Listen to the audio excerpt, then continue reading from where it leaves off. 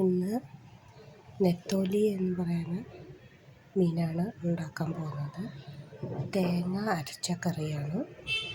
അതിന് പുളി കുറച്ച് മാത്രം എടുത്ത് ഉണ്ടാക്കുകയാണ്. പുളി, പച്ചമുളക്, കറിവേപ്പില, ചെറിയുള്ളി, ഇഞ്ചി, തേങ്ങ അരയ്ക്കാനുള്ളത് ഇത്രയും മതി.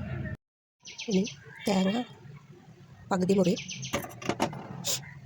പകുതിയുടെ പകുതി മുറി, പിന്നെ സാധാരണ മുളക് പൊടി, കുറച്ച് കശ്മീരി പൊടി, മഞ്ഞൾപ്പൊടി, ഒരു നുള്ള കല്ലുപ്പ്, ഇത്രയും വെള്ളം എടുത്തിട്ടുണ്ട്. ആവശ്യത്തിനനുസരിച്ച് മാത്രം എന്നിട്ട് നൈസായിട്ട് അരച്ചെടുക്കും. എല്ലാം ഇട്ട് ഈ വെള്ളവും അതിലേക്ക് ഒഴിച്ച് അരച്ചെടുക്കും. ഫുൾ തീ കത്തിച്ചുകൊണ്ടിരിക്കുകയാണ്. ചട്ടി ഒന്ന് ചൂടാവുന്നത് വരെ ഫുൾ തീ കൊടുക്കണം. അതുകൊണ്ട് അരച്ച് കൊണ്ടുവന്നിട്ടുണ്ട്. തേങ്ങ നല്ലപോലെ അരഞ്ഞു എന്ന് നോക്കാം. വെള്ളത്തിലേക്ക് കുറച്ച് ഇത് അരവ് ഒഴിച്ചു കൊടുത്താൽ മതി.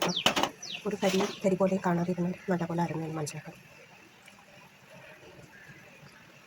ഈ അരപ്പ് ഇതിലേക്ക് ചേർക്കാം. അങ്ങനെ വെള്ളം ചേർത്ത് ഇതുപോലെ ഇത്രയും ലൂസ് ചെയ്താൽ മതി. ഇതിനെ തിളയ്ക്കുമ്പോൾ കുറച്ച് വറ്റി വരും. പിന്നെ ചെറു തീയിൽ ഇത് തിളപ്പിച്ചെടുക്കണം. അതിനുശേഷം തിളച്ച് കഴിഞ്ഞാൽ തവി കൊണ്ട് ഇളക്കരുത്, ചട്ടി ചുറ്റിച്ചെടുക്കും. ഈ പകുതി സിമ്മിലല്ല, പകുതിയാക്കി വെക്കണം.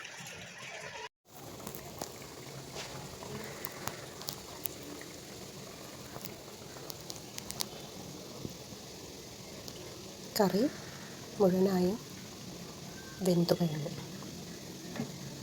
ഇനി തീ ഓഫ് ചെയ്യാം.